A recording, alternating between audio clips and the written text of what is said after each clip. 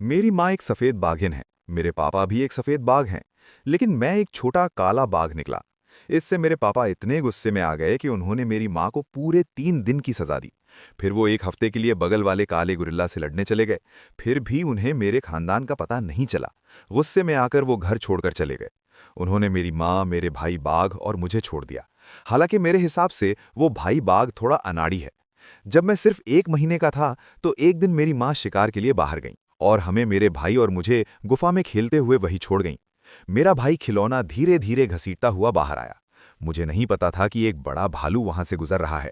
शिकारी होने के नाते वे कभी भी दुश्मन के बच्चे को गुजरने नहीं देते। भालू दहाड़ा और मेरे भाई पर टूट पड़ा। वो डर के मारे पैरालाइज हो गया था। उस जरूरी पल में मैं उसे घसीटकर वापस गुफा में ले गया। किस्मत से माँ ठीक समय पर वापस आ गए। हम बिना किसी नुकसान के निकल गए। मेरे पास सिर्फ बाघ का शरीर ही नहीं था, मेरे अंदर असल में एक इंसान की आत्मा थी। मैं शायद इस खतरनाक जंगल में मर जाता।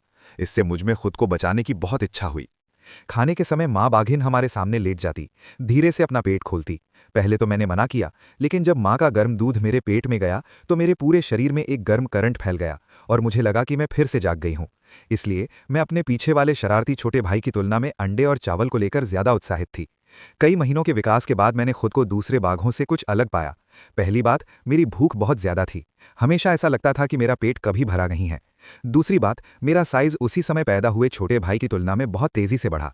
मैं 5 महीनों में 40 किलोग्राम तक पहुंच गई, जबकि छोटे भाई का वजन सिर्फ 20 किलोग्राम के आसपास था। इस समय हमें मीट भी दिया जाने लगा। जब मैंने पहली बार जंगली सुअर के मांस की खूनी गंध चखी तो मेरे पेट में और भी ज्यादा गर्म करंट लगा। फिर धीरे धीरे पूरे शरीर में फैल गया। ऐसा लगा कि मांस खाने से मेरी ताकत बढ़ जाएगी। 1 महीने बाद हम 6 महीने के हो गए और माँ बाघिन हमें शिकार के तरीके सिखाने लगी। अचानक माँ बाघिन की आंखों में एक ठंडी चमक दिखाई दी, जैसे उसने शिकार देख लिया हो। घास में चरते हुए सिका हिरणों का एक झुंड सामने दिखाई दिया और हर कुछ मिनट में एक हिरण अपने आसपास का जायजा लेने के लिए ऊपर देखता। मैं चुपचाप एक तरफ लेटा रहा, माँ बाघिन को देख रहा था, शिकार के दौरान उसके अनुभव से सीख रहा था। हम तीनों, माँ और बच्चे, हवा की दिशा में थे, इसलिए हिरण को हमारी गंध नहीं आ रही थी। माँ बाघिन मुड़ी और मुझे और मेरे भाई को वहीं रुकने का इशारा किया। इलाके का फायदा उठाते हुए वो हिरणों के झुंड की ओर रेंगती हुई बढ़ी और कुछ ही मिनटों में 100 मीटर की दूरी कम कर ली। फिर उस पल का फायदा उठाते हुए जब हिरण हैरान थे, माँ बाघिन नीचे घास से बिजली की तरह झपटी और अपनी तेज रफ्तार का इस्तेमाल करके उन्हें पकड़ लिया। उसने अपने वजन का फायदा उठाकर नर हिरण को गिरा दिया, फिर तेजी से अपने जबड़े मोड़कर बचने की कोशिश की और 30 सेकंड से भी कम समय में अपने शिकार को मार डाला। माँ बाघिन हिरण को घसीटकर मेरे और मेरे भाई के पास लाई, अपने मुंह के कोने से खून चाटा, 2 कदम पीछे हटी और लेट गई। साफ था, ये हमारे लिए पहले खाने का इशारा था। लेकिन मेरे भाई को मीट के खूनी स्वाद की आदत नहीं थी। जैसे ही उसने चुपचाप दूध पीने की कोशिश की, माँ बाघिन ने उसे जोर से थप्पड़ मार दिया। मेरे भाई का मुंह गंदगी से भरा था और वो बहुत दुखी लग रहा था। इस बीच मैं पहले से ही अपना खाना खा रहा था। अपना हिस्सा खत्म करने के बाद भी मुझे भूख लगी थी। मैं सावधानी से बचे हुए खाने की तरफ बढ़ा। ये देखकर माँ बाघिन बस धीरे से गुर्राई और अपना सिर घुमा लिया। उसकी बिना कहीं मंजूरी से मैंने हिरण का निचला शरीर खा लिया। उसी समय मेरे पेट से और भी ज्यादा गर्म करंट निकला। मुझे नहीं पता था कि ये गर्म करंट क्या है, लेकिन हर बार जब ये मेरे शरीर से गुजरता था तो मुझे एक कभी ना खत्म होने वाली जकड़न महसूस होती थी। अगले कुछ दिनों तक माँ बाघिन हमारे ठिकाने की खाली जगह पर हम दोनों भाइयों के साथ खेल खेल में कुश्ती करती रही। इस तरह उसने हमें शिकार करने और अपनी रक्षा करने के लिए ट्रेन और कंडीशन किया था। दिन धीरे धीरे बीत रहे थे, आराम से और गंभीरता से, जब तक कि एक दिन शिकार से लौटते समय माँ और उसके दोनों बच्चों ने जंगल में एक डरावनी चीख सुनी। ये एक अनजान भालू था। माँ बाघिन तुरंत घबरा गई और आसपास का नज़ारा देखने और उसका जायजा लेने के लिए एक ऊंची जगह पर कूद पड़ी। छोटा भाई वहीं रहा, उसका शरीर डर से कांप रहा था। उस रात उस अजीब भालू के दिखने के बाद मुझे ठीक से नींद नहीं आई। ये पहली बार था जब मैंने बाहरी दुनिया से इतनी जबरदस्त ताकत महसूस की थी। डर के मारे बाघिन ने हमारी सुरक्षा के लिए सैकड़ों किलोमीटर तक अपने इलाके में गश्त करना शुरू कर दिया। ये बहुत खतरनाक संकेत था। कई दिनों तक उसने हमें अपने साथ शिकार पर नहीं जाने दिया।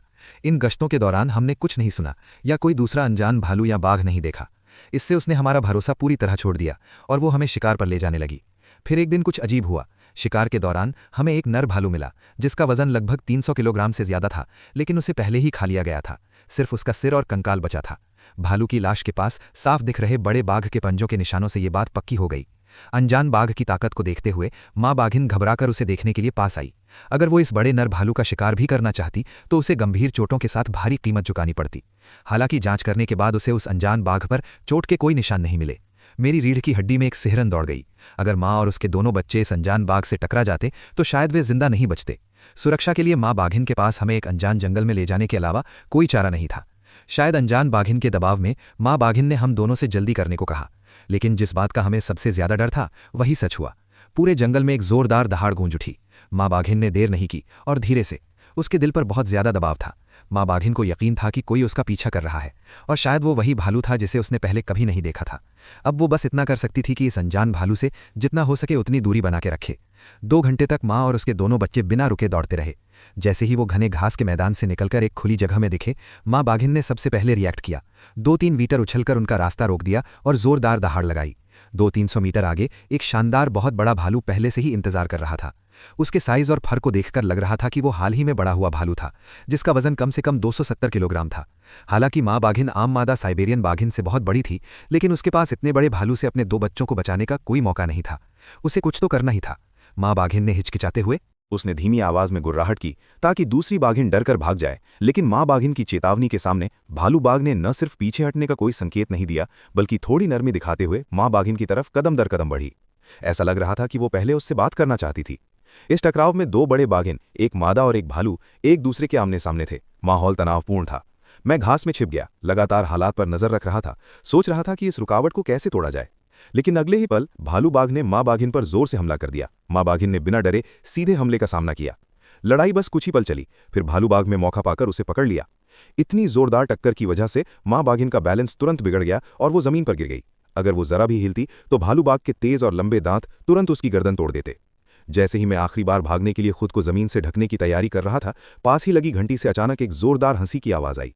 ये दूसरे भालू बाघ की दहाड़ थी, लेकिन माँ बाघिन, हालांकि इस समय वो आवाज बहुत कीमती लग रही थी। जैसे ही आवाज आई, एक बहुत बड़ी साइबेरियन बाघिन दिखाई दी, जो बहुत शान से दिख रही थी। वो उस भालू बाघिन से ज्यादा ताकतवर, खूंखार और रौबदार थी जिसने माँ बाघिन को हराया था। उसके पूरे शरीर से बेकाबू होकर मारने का इरादा झलक रहा था। ये पिता बाघ था, जो गुस्से से भरा हुआ था। वो उस कातिल को कैसे बर्दाश्त कर सकता था जिसने उसकी पत्नी और बच्चों को नुकसान पहुंचाया था। अगले ही पल उसकी आंखें सिकुड़ गईं, उसकी बड़ी बड़ी मूछें तन गईं और वो बिजली की तरह उस अनजान भालू बाघिन पर झपटा। 2 जानवरों को मौत से लड़ते देखकर मुझे सच में एक बड़े भालू बाघ की डरावनी ताकत का एहसास हुआ। इस आगे पीछे की लड़ाई में दोनों तरफ से अपनी अपनी स्ट्रैटेजी अपनाई गई, लेकिन बाघ पिता ने अपने वजन और अनुभव के दम पर धीरे धीरे बढ़त हासिल कर ली। अचानक उस अनजान भालू बाघिन की एक आंख बाघ पिता ने फोड़ दी। जैसे ही वे फिर से लड़ने वाले थे, उस अनजान भालू बाघ ने अचानक अपना रूप बदला, मेरी और बाघिन माँ की तरफ दौड़ा, मुझे अपने पंजे से मारकर भाग गया। मुझे लगा जैसे मेरा पूरा शरीर फट जाएगा। किसी को उम्मीद नहीं थी कि यह भालू बाघ भाग जाएगा। इसी बीच बाघ पिता भारी कदमों से दौड़ता हुआ आया। उसकी आंखों में बेकाबू नरमी थी। उसे अभी भी कुछ पछतावा हो रहा था। अगर उसने उस घटिया बाघिन को सीधे मार दिया होता तो उसके बच्चों को यह बुरी दुखद घटना नहीं झेलनी पड़ती। लड़ाई में उसे भी काफी चोटें आई थीं, लेकिन अच्छी बात यह थी कि कोई भी गंभीर चोट नहीं थी। वो कुछ दिनों में ठीक हो जाएगा। मुझे नहीं पता कि मुझे बेहोशी से उठने में कितना समय लगा, जब मैं एक गर्म करंट में घिरा हुआ महसूस कर रहा था। मेरी चोटें तेजी से ठीक हो रही थीं। हालांकि मेरी तुलना में बाघिन माँ की हालत ज्यादा गंभीर थी। इतनी गंभीर चोटों का सामना करने वाले जानवरों के लिए ऐसा लगता है कि वे सिर्फ किस्मत के भरोसे ही रह जाते हैं। टाइगर मदर को ऐसा लग रहा था कि वो अपनी जिंदगी के आखिरी पड़ाव पर है। मैंने अपने शरीर के अंदर की रहस्यमयी एनर्जी को जगाने की कोशिश की, उसे टाइगर मदर के साथ शेयर करना चाहता था, लेकिन मैंने पाया कि यह पूरी तरह से मेरे कंट्रोल से बाहर था। आसपास के जंगल को देखते हुए मुझे अचानक एक आइडिया आया। शायद मुझे जंगल में अंदरूनी चोटों के इलाज के लिए कोई दवा मिल जाए। आखिर ज्यादातर दवाइयां जो इंसान इस्तेमाल कर सकते हैं वो जानवर भी इस्तेमाल कर सकते हैं। ये गर्मियों की शुरुआत थी, साल का वो समय जब मौसम और पानी सबसे सही होते हैं। इसलिए इस समय बहुत सारी चीनी दवा वाली जड़ी बूटियां उगती और उगाती हैं। अगर मुझे इन जगहों पर हजारों साल पुरानी जंगली पहाड़ी सब्जियां मिल जाती तो ये बहुत अच्छा होता। मुझे कहना होगा कि जिस जंगल में टाइगर डैड थे वो पेड़ पौधों और जानवरों से काफी भरा पूरा था। जल्द ही हमें 2 छोटी जिनसिंग की जड़ें मिली। जिनसिंग से टाइगर मॉम की चोट का इलाज होने के बाद ये सच में बेहतर हो गई थी। इसलिए टाइगर डैड मुझे और टाइगर ब्रदर को शिकार पर ले जाने लगे। आधे महीने की ट्रेनिंग के बाद न सिर्फ मेरा शरीर ज्यादा मजबूत और तंदुरुस्त हो गया था, बल्कि मेरी स्पीड और सूंघने की शक्ति में भी काफी सुधार हुआ। मैं 30 किलोमीटर के दायरे में सभी खुशबुओं को सूंघ सकता था। आखिरकार मैंने अपनी पहली मार्शल आर्ट ट्रेनिंग शुरू की।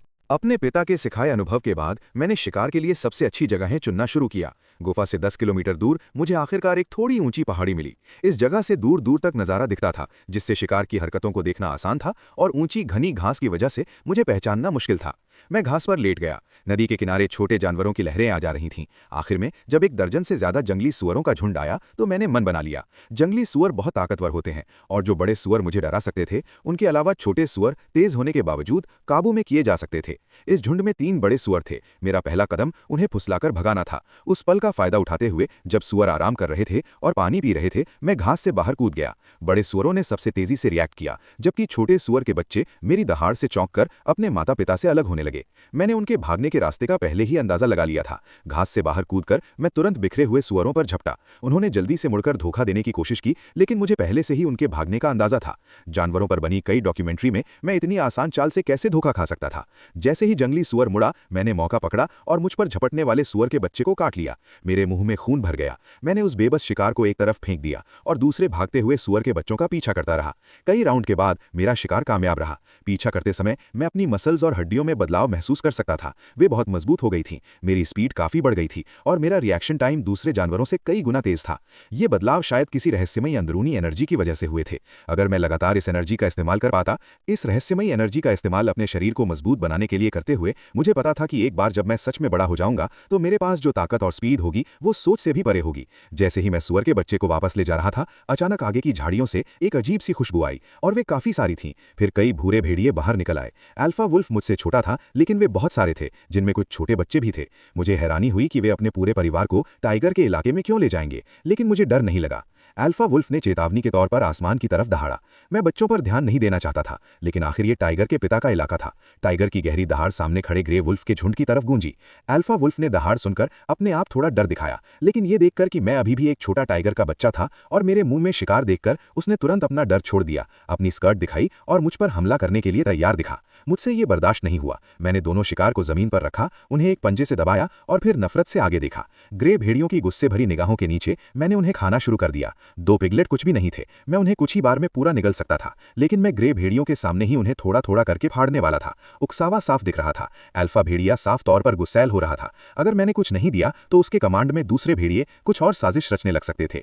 अल्फा भेड़िए ने ऑर्डर दिया और दूसरे ग्रे भेड़ियों ने कोई हिचकिचाहट नहीं दिखाई। कई मादा भेड़ियों ने अपने बच्चों को दूर छिपने में मदद की, जबकि बाकी झुंड मेरे चारों ओर एक घेरा बनाकर फैल गया। एक जोरदार लड़ाई शुरू होने वाली थी। भेड़ियों में से एक ने अल्फा भेड़िए पर हमला किया। झुंड को साफ तौर पर उम्मीद नहीं थी कि मैं, एक मामूली बच्चा, पहले हमला करूंगा। जब तक वे रिएक्ट करते, मैं पहले ही अल्फा भेड़िए को मार गिरा चुका था।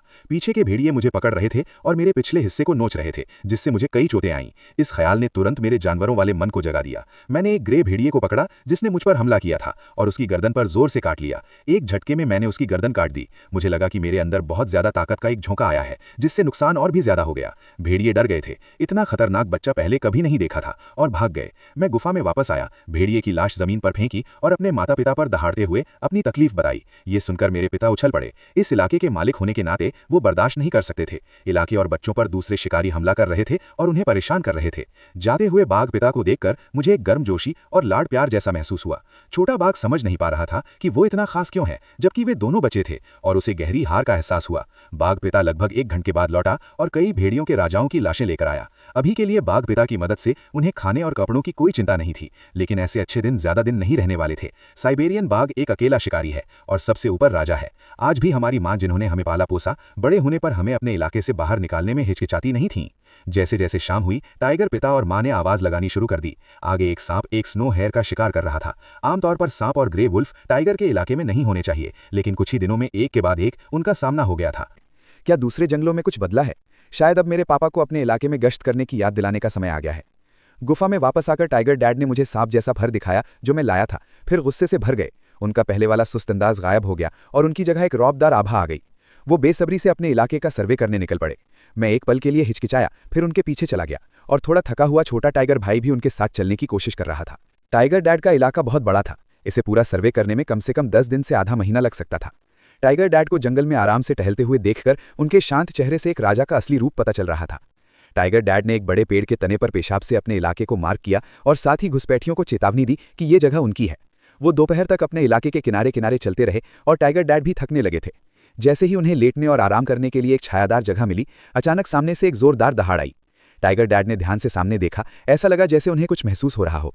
खड़े होकर चित्तीदार फर वाला एक मीडियम साइज का तेंदुआ उनके बगल में दिखाई दिया और 6 टाइगर उस तेंदुए को घूर रहे थे। उनके सामने वाला तेंदुआ साफ तौर पर घबराया हुआ था। उसने मुड़कर एक छोटी डरावनी दहाड़ मारी। माहौल बहुत टेंशन वाला था। तेंदुए आमतौर पर मिलनसार जानवर होते हैं और जल्द ही 5 और हमारे सामने आ गए। उन्हें लगा कि उनकी संख्या बाघ पिता को डराने के लिए काफी है, लेकिन उन्होंने साफ तौर पर उसके अपने इलाके की रक्षा करने के पक्के इरादे को कम आंका। उन्होंने एक बड़ी गलती भी की। कभी भी बच्चों वाले पिता को उकसाने की कोशिश ना करें, भले ही अपने बच्चों के सामने अपनी इमेज बनाए रखने के लिए। बाघ पिता भी पीछे नहीं हटा। दहाड़ते हुए अपने सामने वाले 5 तेंदुओं की ओर झपटा। बाघ पिता ने तुरंत हमला नहीं किया क्योंकि मैं और मेरा भाई उसकी कमजोरी थे, और ऐसा लग रहा था कि तेंदुओं ने भी उसके इरादे जान लिए थे। उनका पहले से थोड़ा कमजोर जोश और बढ़ गया, और मुझे आखिरकार समझ आया कि अकेले पैदा हुए सांड की तरह निडर होने का क्या मतलब है। बाघ पिता के हमला करने में हिचकिचाहट की वजह से तेंदुओं को गलती से ये लगने लगा कि बाघ उतने ताकतवर नहीं होते जितना उनके माता पिता ने बताया था। मैं स्थिति को साफ साफ समझ गया था। टाइगर पिता आसानी से 5 तेंदुओं को संभाल सकते थे, और उनकी हिचकिचाहट उनके अपने गुस्से के डर से थी। मैंने तुरंत गुस्से में दहाड़ा और अपने छोटे भाई को अपने पास छिपा लिया। इस अचानक बदलाव से हमारे सामने खड़े 5 तेंदुआ चौंक गए। उन्हें उम्मीद नहीं थी कि ये नासमझ बच्चा मेरी इस तरह नकल करेगा। टाइगर पिता मेरा इरादा समझ गए। अगले ही पल वो हवा की तरह 5 तेंदुओं पर झपटे और बिना किसी हिचकिचाहट के सबसे पास वाले को नोच डाला। लड़ाई का दबाव मुझ पर भी साफ दिख रहा था, जो खुद एक टाइगर था, और 5 तेंदुए पकड़े जाने के बाद डर गए थे। एक ही बार में टाइगर पिता ने तेजी से एक तेंदुए को भगा दिया और दूसरे की पीठ पर काट लिया। ये देखकर दूसरे तेंदुए रुकने की हिम्मत नहीं जुटा पाए, दहाड़ते हुए घबराकर भाग गए। टाइगर पिता हिचकिचाए, उनका आगे पीछा नहीं किया। टाइगर पिता ने पहले मेरे फर को सहलाया, फिर मुड़कर अपने छोटे भाई का माथा चाटा। ये साफ था कि वो मेरे बर्ताव से बहुत खुश थे। आखिर जैसा बाप वैसा बेटा। मेरी बहादुरी पर उन्हें बहुत गर्व हुआ था। फिर मैंने देखा कि टाइगर पिता तेंदुए की लाश लेकर इलाके के किनारे की तरफ बेतहाशा दौड़ रहे हैं और अपने फर से उस पर निशान बना रहे हैं, किसी भी घुसपैठिए के लिए एक मजबूत रोक। 1 दर्जन मिनट बाद टाइगर पिता घोड़े की चाल से लौटे। उनके साथ कई बाघ थे जिनकी गर्दनें कटी हुई थी। अब लूट का मजा लेने का समय था। टाइगर पिता ने खाने के लिए एक मोटा ऊंट चुना, जबकि मैंने और मेरे छोटे भाई ने खाने के लिए एक छोटा ऊंट चुना। डूबते सूरज की रोशनी में पिता और उनके 2 बेटों की परछाई फैली हुई थी, जो एक ताकतवर और जवान साइबेरियन टाइगर परिवार के आने का इशारा कर रही थी। आज 5 जवान तेंदुओं से हुई मुलाकात ने मुझे जंगल का कुदरती नियम और भी समझा दिया। ताकतवर राज करते हैं और कमजोर ताकतवर का शिकार होते हैं। मैं अब बेफिक्र जिंदगी जी सकता हूं। ये सब टाइगर डैड की सुरक्षा की वजह से है। लेकिन एक दिन मुझे उन्हें छोड़कर अकेले रहना होगा, इसलिए मुझे जल्द से जल्द अपनी ताकत बढ़ानी होगी। एक और रात बीत गई और टाइगर डैड हम भाइयों को इलाके में लगातार गश्त पर ले गए। जिन बॉर्डर लाइनों से हम गुजरे वो ज्यादा खराब नहीं थी, फिर भी मैंने इलाके के किनारे पर कब्जे के लगभग 20 निशान गिने। इस संख्या ने मुझे परेशान कर दिया। जरूर किसी पड़ोसी इलाके में कुछ हुआ था, जिससे उस इलाके में रहने वाले ये जीव कहीं और चले गए थे। आगे टाइगर डैड की मांद की दिशा थी। कई दिनों तक दूर रहने के बाद मुझे घर की याद आ रही थी, जैसे कोई दूर से लौटा हुआ भटकता हुआ। मांद में वापस आकर टाइगर डैड ने रास्ते में शिकार किया हुआ हिरन बाघिन के पास ले गए, फिर सद्भावना के तौर पर जमीन पर कुछ कपड़े बिछा दिए। मैं समझ गया कि टाइगर डैड ने अपने इलाके की सुरक्षा पक्की कर ली है। टाइगर मदर भी हमें हमारे असली घर की तरफ वापस ले जाने वाली थी, लेकिन टाइगर पिता के बिना मेरे भाई और मुझे खिलाने के लिए सिर्फ टाइगर मदर के शिकार पर निर्भर रहना शायद एक प्रॉब्लम होती। यहां तक कि सिर्फ खाने के लिए भी एक दिक्कत होती। अब समय आ गया था कि मैं खुद ही अपनी शिकार करने की स्किल्स को बेहतर बनाऊं। पिछली जिंदगी में मछली पकड़ने का शौकीन होने के नाते मैं चारा डालने की अहमियत जानता था। ये इलाका ज्यादातर जंगली सूअरों से भरा हुआ था, और इन मांसल बहुत सारे और कम समझदार जीवों से निपटने का सबसे आसान और असरदार तरीका चारा डालना था। मैंने लगभग 20 या 30 पाउंड जड़ वाली सब्जियां खोदी और उन्हें शिकार की जगह पर ढेर कर दिया। फिर झाड़ियों में लेट गया, चुपचाप जंगली सूअरों के आने का इंतजार करने लगा। पिछली जिंदगी में एक इंसान, इस जिंदगी में एक टाइगर, इंटेलिजेंस की ताकत का इस्तेमाल करना जानना, यही एक खतरनाक साइबेरियन टाइगर बनाता है। जल्द ही जंगली सूअरों का एक झुंड अपने लीडर के साथ सावधानी से चारे के पास पहुंचा। सूअरों ने बिना झिझक के लालच से खाना खा लिया। एक टारगेट पहचानने के बाद मैं तेजी से सूअर की तरफ बढ़ा, और जब मैं काफी पास पहुंच गया तो अचानक मैंने अपना घात लगा रखा था वहां से छलांग लगा दी। बड़े जंगली सूअर को नजरअंदाज करते हुए मैं लगातार 50 या 60 पाउंड वजन वाले सूअर का पीछा करता रहा। मुझे लगा कि मैं उससे आगे नहीं भाग सकता। सूअर में चालें चलनी शुरू कर दी। उसकी पहली चाल ने मुझे चौंका दिया और लगभग मेरा बैलेंस बिगड़ गया। जब तक मैंने संभला और फिर से तेजी पकड़ी, सूअर कुछ दूर भाग चुका था। आमतौर पर साइबेरियन टाइगर की आदतों के हिसाब से ऐसे शिकार को छोड़ देना चाहिए, लेकिन मेरे अंदर एक रहस्यमयी एनर्जी के सहारे मैंने एनर्जी खर्च की परवाह नहीं की और तेजी से मैंने फिर से सूअर का पीछा किया। कई किलोमीटर तक दौड़ा और आखिरकार उसे काबू में कर लिया। जब मैं टाइगर की मांद में लौटा तो टाइगर के माता पिता और बच्चे पहले ही सो चुके थे। अगले दिन टाइगर मां हमें ले गई, जबकि टाइगर पिता हमें छोड़ने नहीं आया और मांद में ही रहा। उसके लिए ये उसकी लंबी टाइगर जिंदगी का बस एक छोटा सा हिस्सा था। लेकिन जैसे ही मैंने टाइगर मदर के इलाके में कदम रखा, कुछ बदल गया। अपनी तरह के गंदे पैरों के निशान बिखरे पड़े थे। एक टाइगरिन और उसके 3 बच्चे। टाइगर मदर जंगल में धीरे धीरे चल रही थी। उसकी सांसों से हल्की जलने वाली खुशबू आ रही थी। वो डरावनी लग रही थी। उसकी नजरें सिर्फ घुसपैठिए पर टिकी थीं। हालांकि दोनों टाइगर मदर थीं और उनके बच्चे थे, लेकिन उसे कोई दया या हमदर्दी नहीं हुई। अपनी मान से 1 दर्जन किलोमीटर दूर उसे फिर से घुसपैठिए के निशान मिले। उसके बाद एक बड़े टाइगर की लाश मिली। टाइगर मदर का दिल गुस्से से जोर से धड़क रहा था। ऐसा लग रहा था जैसे कोई अजनबी अचानक उसके घर में घुस आया हो, तबाही मचा दी हो और पीछे सड़ते हुए कचरे का ढेर छोड़ गया हो। टाइगर मदर चलते हुए गुस्से से दहाड़ रही थी। उसकी आवाज किसी शांत अधेड़ उम्र की औरत की तरह थी जो किसी को डांट रही हो। जैसे ही अंधेरा हुआ, टाइगर मदर ने दहाड़ना बंद कर दिया और आसपास के जंगल को चुपचाप देखने के लिए एक ऊंची जगह ढूंढ ली। वो जंगल से भागते जानवरों की आवाजें ध्यान से सुन रही थी। अचानक उसकी नजर उस तरफ गई और मुझे लगा कि मैंने एक हल्की सी गुर्राहट सुनी। 2 या 300 मीटर आगे नीचे जंगल में एक पतली सी बाघिन हमें घूर रही थी। एक पल के लिए उनकी आंखें मिली। मां बाघिन दहाड़ी और दूसरी बाघिन भी उतनी ही खूंखार थी। जब दो बाघ मिलते हैं तो शुरू करने का समय नहीं होता, वे तुरंत भिड़ जाते हैं। दो आम घरेलू बिल्लियों की तरह लड़ते हुए उन्होंने एक दूसरे पर अपने पंजे मारे, एक दूसरे को नोचते हुए और जमीन पर लौटते हुए। हालांकि इस सीन में भालू बाघ की लड़ाई जैसी शान नहीं थी, लेकिन ये उतना ही खूनी और बेरहम था जिसमें शक की कोई गुंजाइश नहीं थी। माँ बाघिन और घुसपैठिए वाली बाघिन दोनों को चोटें आईं और घुसपैठिए साफ तौर पर नुकसान में था। आखिर माँ बाघिन की तुलना में घुसपैठिए काफी बड़ा था। अपनी पूरी कोशिश के बाद भी वो हार नहीं टाल सकी। बाघिन ने घुसपैठिए को एक पंजे से जमीन पर गिरा दिया और जोर से काट लिया। अपनी मां को गिरता देख उसके पीछे छिपे 3 बच्चे खुद को रोक नहीं पाए और अपनी मां के पास दौड़ पड़े। वे बच्चों जैसी दहाड़े मारने लगे, अपनी मां को डराने के लिए खूंखार दिखने की पूरी कोशिश कर रहे थे। शायद अपने बच्चों की हरकतों से हैरान होकर बाघिन जो आगे थी ने अपना हमला जारी नहीं रखा। सभी जीवों में भावनाएं होती हैं, खासकर एक बाघिन में जो एक मां भी है। थोड़ी देर बाद जमीन पर लेटी बाघिन में थोड़ी ताकत आई और वो अपने पंजों से खुद को सहारा देते हुए खड़ी होने की कोशिश करने लगी। अपने दुश्मन को खड़ा होते देख बाघिन ने मान लिया कि वो अभी भी आखिरी बार लड़ने के लिए तैयार है। उसकी आंखें, जो थोड़ी नर्म हो गई थीं, तुरंत तेज हो गईं और वो फिर से हमला करने के लिए तैयार थीं। हालांकि घुसपैठिए को विरोध के नतीजे का अंदाजा लग गया था। बाघिन की नज़र में वो असल में उसकी तरफ लेट गया। उसे देखते ही उसका चेहरा ढीला पड़ गया। क्योंकि दूसरे ने मरने वाले की इज्जत छोड़ दी थी, इसलिए वो दूसरे और उसके बच्चों को नहीं मारेगा, लेकिन उन्हें अपने इलाके से बाहर निकालना तो तय था। बाघिन मां दूसरे को अपना इलाका छोड़ते देखकर ही शांत हुई। आज के सीन ने उसे बहुत सावधान कर दिया था। ये बाघिन जिसने उसके इलाके में घुसपैठ की थी, अगर दूसरे बाघों से लड़ाई में उसे नहीं हारी तो जरूर किसी हादसे का शिकार हुई होगी और अपने बच्चों की रक्षा और देखभाल करने की काबिलियत खो बैठी होगी। एक अकेली खूंखार नर बाघिन अकेले 3 बच्चों को पाल रही हो, बाघिन मां की दया से भी शायद कुछ दिनों से ज्यादा नहीं टिकेगी। हर दिन इलाके की गश्त पर बाघिन मां के साथ जाने के अलावा मैं उसका इंतजार करता कि वो मेरा पेट भरने के लिए मीट लाए। अगर मैं इस सर्दी में बच गया तो अगले साल मुझे एक सच्चा बाघ माना जा सकता है। हर रात मैं चुपके से एक्सरसाइज करने निकल जाता, अपनी पिछली जिंदगी की रात और सुबह की रूटीन को फॉलो करता। इसके अलावा मैं अपनी मसल्स और एक्सप्लोसिव पावर को मजबूत करने के लिए और पेड़ों पर चढ़ने की कोशिश करता था। रास्ते में हम अक्सर जंगल में कुछ खाते थे और हाँ, मैं अक्सर अपने छोटे भाई को भी अपने वर्कआउट के लिए साथ ले जाता था। तभी एक मजबूत बाघ का आकार धीरे धीरे माँ बाघिन के इलाके के किनारे से आया। वो पिता बाघ था।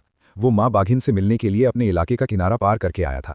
जैसे ही पिता बाघ ने प्यार से मुझे छुआ, मैं उसकी छाती और पेट पर एक निशान देखकर हैरान रह गया, जो शायद किसी दूसरे नर बाघ का छोड़ा हुआ था। पिता बाघ ने बाद में बताया कि एक पड़ोसी बाघ डिझू को एक दूसरे बड़े नर साइबेरियन बाघ ने मार डाला था, जिसने उसके इलाके पर कब्जा कर लिया था, जिससे इतने सारे जीवों के पहले घबराकर भागने की वजह समझ में आती है। मुझे शक है कि माँ बाघिन के इलाके में घुसने के बाद शायद वहां खाना ढूंढ रही होगी, क्योंकि उसने अपना नर बाघिन और इलाका खो दिया था। पिता बाघ पहले ही नए आए साइबेरियन बाघ से लड़ चुका था और अब जैसे ही उसकी चोटें ठीक हुईं, वो दौड़ कर आया। उसे साफ तौर पर चिंता थी कि नर बाघ मुसीबत मोल लेने आएगा। आखिर माँ बाघिन कितनी भी ताकतवर क्यों ना हो, वो नर साइबेरियन बाघ का मुकाबला नहीं कर सकती थी। पिता बाघ हमें माँ बाघिन के इलाके में गश्त पर ले गया। उसे कई हिदायतें दी, जैसे कि अगर वो दूर हो और नया साइबेरियन बाघ उन्हें दिखे तो तुरंत भाग जाना। माँ बाघिन के इलाके के किनारे पहुंचकर पिता बाघ किनारे पर चला, लेकिन वो खतरनाक दुश्मन कहीं नहीं दिखा। हालांकि एक ढलान पार करने के बाद हमें जल्द ही एक लगभग सड़े हुए साइबेरियन बाघिन के बच्चे की लाश मिली। ऐसा लग रहा था कि ये उन बच्चों में से एक था जो पहले माँ बाघिन के इलाके में घुस आया था। एक ताकतवर साइबेरियन बाघिन के भी कमजोरी और लाचारी के पल आते हैं। एक बच्चे की मौत के बाद मादा साइबेरियन बाघिन और उसके बाकी बच्चे शायद बहुत बड़े खतरे में थे। पिता बाघ ने बदबू सहते हुए बच्चे की लाश से ज्यादा दूर नहीं देखा। अगले ही पल उसके सामने 2 किलोमीटर दूर जंगल में उतनी ही जोरदार आवाज गूंजी। वे एक दूसरे को घूरने लगे और पिता बाघ ने तुरंत चेतावनी भरी हंसी निकाली। नर बाघ के चेहरे पर माथे से नाक तक एक लंबा निशान था। पिता बाघ उसी परिवार से लग रहा था जिसने पहले इस नर बाघ से लड़ाई की थी। न जीत पाया न हारा। सामने वाले टेरिटोरियल बाघ ने अपने परिवार की तरफ देखा, फिर मुड़कर जंगल में गायब हो गया, न इंसान न बाघ वाला रवैया दिखाते हुए। इलाके के किनारे पर पेट्रोलिंग करने के बाद वापस आते समय माहौल थोड़ा भारी था, शायद पड़ोसी टेरिटोरियल बाघ के दबाव के कारण। पिता बाघ सोचने लगा, उस इलाके का असली टेरिटोरियल बाघ एक बूढ़ा साइबेरियन बाघ था जो उससे टकराने की उम्मीद नहीं करता था, एक जवान साइबेरियन बाघ। लेकिन अब जबकि इलाके का नया मालिक था तो माँ बाघ पर दबाव शायद और भी ज्यादा होगा। पिता बाघ को भी इससे बेहतर तरीका नहीं सूझा।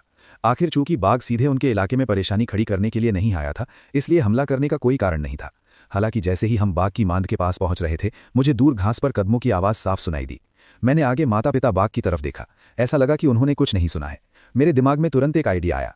मुझे लगा कि मैं हाल ही में मुझे लगा कि मैं बहुत मजबूत हो गया हूं। मैं जाकर इसे वेरीफाई कर सकता हूं और अपने छोटे टाइगर भाई को भी साथ ला सकता हूं, क्योंकि हम लगभग मांद के पास थे और कोई खतरा नहीं था। बहुत हल्की आवाज का पीछा करते हुए मैं अपने छोटे टाइगर भाई को और पास ले गया। जब हम काफी पास आ गए तो मैंने अपने पैरों से धक्का दिया और उस घास पर झपटा जहां से आवाज आ रही थी। मुझे लगा कि मैंने अपने नीचे एक रोएदार शिकार पकड़ लिया है और वो काफी बड़ा था। नीचे देखने पर मैं अपना शिकार देखकर हैरान रह गया। एक छोटा हड्डियों वाला बाघ का बच्चा, वही जो कुछ दिन पहले अपनी मां के साथ हमारे इलाके में भटक गया था। मुझे नहीं पता था कि वो हमारे इलाके में वापस कैसे आ गया, लेकिन छोटे बाघ ने इस पर ज्यादा ध्यान नहीं दिया। उसके लिए ये बच्चा एक घुसपैठिया था और वो अपनी माँ की नकल करना चाहता था। बच्चे के फल के डंठल को काट रहा था। मैंने उसे तुरंत रोका। मेरे दिमाग में अचानक एक अजीब सा आइडिया आया। मैं छोटे बाघ को तब तक ले गया जब तक हम बच्चे की नज़रों से ओझल नहीं हो गए। कई सौ मीटर पीछे चट्टानों से बनी एक गुफा में एक और सफेद बाघ का बच्चा लेटा था और उसके बगल में उसकी मरी हुई माँ लेटी थी। 2 हफ्ते से भी कम समय में कभी जानवरों के राजा रहे बाघ के बच्चे इस हालत में आ गए थे। आसपास के जंगल को देखते हुए मैंने एक बड़ा फैसला किया। मैं इन 2 घुसपैठिए बच्चों को स्पॉन्सर करूंगा। आखिर भले ही मेरे पास टाइगर का शरीर है, मेरी आत्मा तो आखिर में इंसान ही है। टाइगर मॉम के पकड़े जाने के बाद वे बचेंगे या मारे जाएंगे, ये किस्मत पर निर्भर है।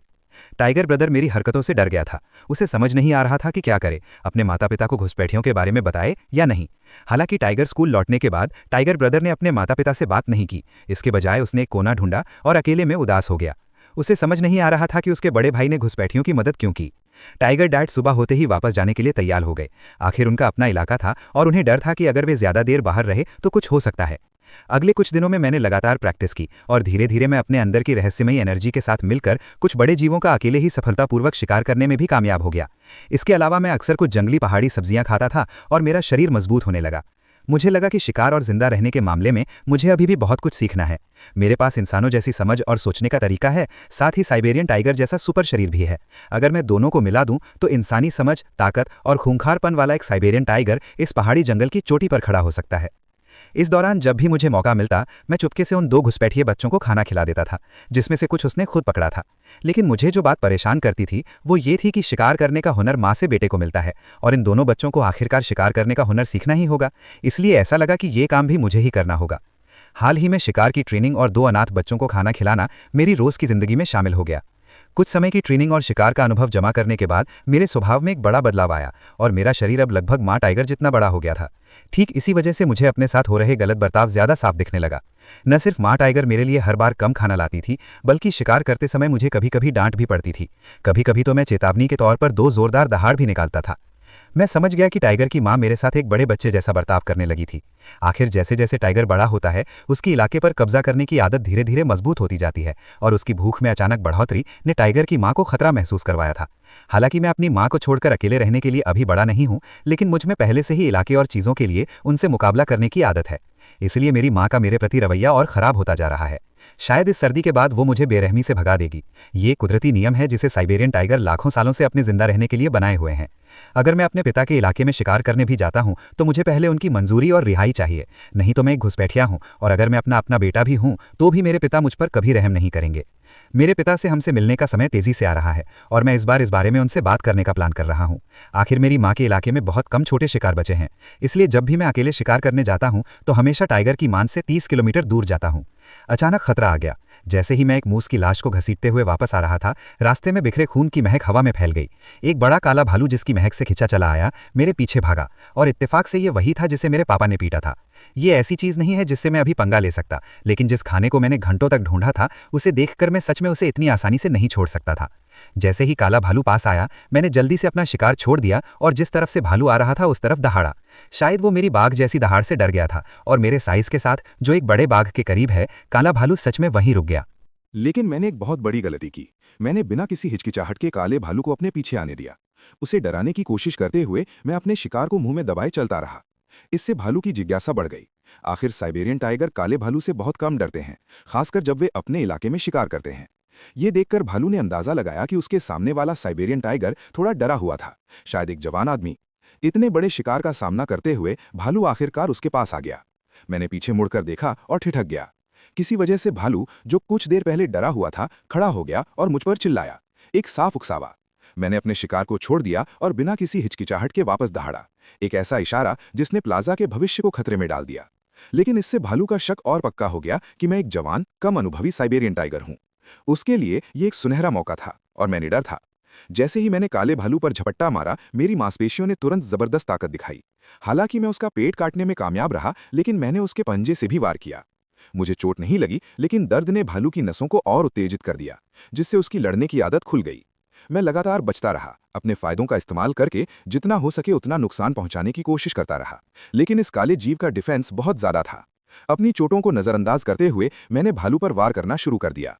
मेरे अंदर की रहस्यमयी एनर्जी मेरे अंदर उमड़ रही थी, हर हमले के साथ और मजबूत होती जा रही थी। भालू थोड़ा परेशान होकर थोड़ी देर के लिए अलग होने पर मुझे अपने पैर से मारने में भी कामयाब रहा। पहली बार मैं सिर्फ अपनी ताकत से जीता, और वो भी एक बड़े काले भालू के खिलाफ। ये कामयाबी नॉर्थ ईस्ट चीन के मेरी उम्र के किसी भी दूसरे भालू को सभी के लिए जलन का कारण बनाने के लिए काफी थी। मुझे अपने शिकार को एक समतल जगह पर खींचने में 2 घंटे से ज्यादा लगे। खाना फिर से भरने के बाद मुझे लगा कि मेरी एनर्जी का लेवल काफी बढ़ गया है। बचा हुआ खाना लेकर मैं 2 अकेले बाघ के बच्चों की तरफ बढ़ा। जब से माँ बाघिन मुझसे दूर होने लगी है, मैं 2 अनाथ बाघ के बच्चों को खिलाने में ज्यादा ध्यान देने लगा हूँ। 1-2 महीने बाद उन्होंने मेरे और मेरे छोटे भाई के लिए अपनी शुरुआती दुश्मनी खत्म कर दी। आखिर साइबेरियन बाघ समझदार जानवर होते हैं। अगर मैं इन दोनों बच्चों को काबू में कर लूं और उन्हें वफादार साथी बनने की ट्रेनिंग दे सकूं, तो भविष्य में मैं साइबेरियन बाघों के इतिहास की सबसे मजबूत शाही टीम बना सकता हूं। 4 बड़े साइबेरियन बाघों का सामना करते हुए सबसे मजबूत बाघिन को भी पहाड़ों में छिपना पड़ता।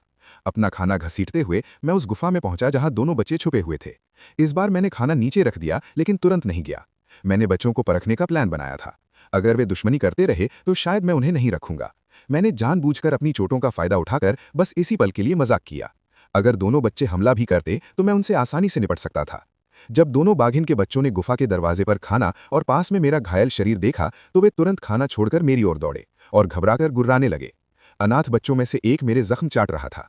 2 छोटे बच्चों की हरकतों को महसूस करके मुझे पता था कि मैं 2 एहसान फरामोश बाघों को खाना नहीं खिला रहा हूं। फिर मैंने अपनी पूरी ताकत लगाकर उन 2 अनाथ बच्चों को खाने की तरफ धकेलने का नाटक किया। 2 सीधे साधे और प्यारे बच्चों ने, जिन्होंने कभी दुनिया की मुश्किलें नहीं देखी थीं, देखा कि मैं अपनी गंभीर चोटों के बावजूद उनके बारे में सोच रहा था। उन्होंने तुरंत अपना सिर नीचे किया और मेरे फर में छिप गए, बहुत प्यार दिखाते हुए। उनका प्यार और भरोसा जीतकर और उनके बड़े होने तक उन्हें खिलाने का वादा करके मैं एक दिन नॉर्थ ईस्ट बना सकता था। सबसे ताकतवर बाघ बच्चों का आइडिया एक पॉसिबिलिटी बन गया। आखिरकार मैंने उन्हें बार बार खाने की तरफ धकेला, इससे पहले कि दोनों छोटे बच्चे अपने शिकार को नोच नोच कर खाने लगे। दोनों बच्चों को आसानी से पहचानने के लिए मैंने उनका नाम टाइगर बिग और टाइगर 2 रखा। अब मौत से लड़ते हुए भी मैं सिर्फ काले भालू को घायल कर सकता था। मैं उसे एक बड़े साइबेरियन बाघ की तरह नहीं मार सकता था। इसका मतलब था कि बड़े शिकारियों के अलावा मैं न्यूट्रल शिकारियों जैसे तेंदुए से भी सीधे सामना कर सकता था। तभी टाइगर 2 अपने मुंह में मांस का एक टुकड़ा लेकर दौड़ा। टाइगर बिग और टाइगर 2 की नज़र टाइगर 2 की तरफ हालांकि बिल्कुल दुश्मनी वाली नहीं थी, लेकिन खास प्यार वाली भी नहीं थी। मैंने तुरंत बच्चों को जाने देने का फैसला किया। चलो इन्हें एक साथ ट्रेन करते हैं और भविष्य में होने वाले झगड़ों को रोकने के लिए टीम स्पिरिट भी बनाते हैं। मैंने तीनों छोटे बच्चों को पहाड़ों में एक सुनसान घाटी में बुलाया और उनका पहला फॉर्मल ट्रेनिंग सेशन शुरू किया, जो रात होने तक चला जब तक वे रोते हुए गिर नहीं गए। हालांकि मैंने इस दौरान टाइगर माँ के द्वारा दिया हुआ खाना खाना बंद कर दिया था, फिर भी मैं हर कुछ दिनों में टाइगर की मांद में जाकर उसकी हरकतों पर नजर रखता था, कहीं उसे दोनों टाइगर के छिपने की जगह का पता न चल जाए। साथ ही मैं टाइगर माँ के शिकार पर जाने पर उसके अनुभव से सीखने के लिए उसका पीछा भी करता था। जैसे जैसे मौसम धीरे धीरे ठंडा होता गया, शिकार किए जा सकने वाले जानवर कम होते गए। एक समय ऐसा भी था जब टाइगर माँ और मेरी दोनों की नज़र एक ही शिकार पर थी। आखिर में मैंने हार मान ली। आखिर टाइगर माँ ही इस इलाके की रानी थी। सोचने के बाद मैंने शिकार करने के लिए टाइगर पिता के इलाके में घुसने का रिस्क लेने का फैसला किया। जाने से पहले मैंने छोटे टाइगर को बताया, हमें 2 टाइगर भाइयों टाइगर बिग और टाइगर 2 को बचाना होगा, नहीं तो साइबेरियन टाइगर की रेपुटेशन को देखते हुए अगर उनकी मां को उनके होने का पता चल जाता तो वो बिना किसी हिचकिचाहट के उन्हें जरूर मार देती। आधे महीने तक इधर उधर भागने के बाद हम आखिरकार टाइगर डैड के इलाके में पहुंच गए। जैसा कि मुझे शक था, टाइगर डैड के इलाके में बहुत सारे रिसोर्स थे। जंगली सुअर और यहाँ तक कि हिरण जैसे कुछ शाकाहारी जानवर भी अक्सर देखे जाते थे। 2 घंटे से ज्यादा समय बिताने के बाद हमने आखिरकार जंगली सुअरों के एक झुंड पर घात लगाकर हमला किया, बिना किसी खास स्किल के। ये बस ताकत का एक झोंका था। अब मेरी जबरदस्त ताकत किसी भी जंगली सुअर को पूरी तरह से कुचल सकती थी। मैंने 2 सुअरों में से एक को खा लिया और दूसरे को जानबूझकर टाइगर डैडी के लिए एक तोहफे के तौर पर छोड़ दिया, उनके इलाके में बिना इजाजत घुसने का तोहफा। जैसे ही अंधेरा हुआ, मैं उस जंगल में घुस गया जहां टाइगर डैडी की गुफा थी। पास पहुंचने से पहले ही मुझे आसपास की झाड़ियों में कुछ अजीब सा महसूस हुआ। वहां बहुत शांति थी। मैंने आगे घाटी की ओर जोर से टाइगर की दहाड़ लगाई। इसके तुरंत बाद झाड़ियों में छिपे टाइगर डैडी ने धीरे धीरे खुद को दिखाया। मुझे लगा कि अगर मैं जल्दबाजी में अंदर घुसा तो शायद उसे मार पड़ेगी।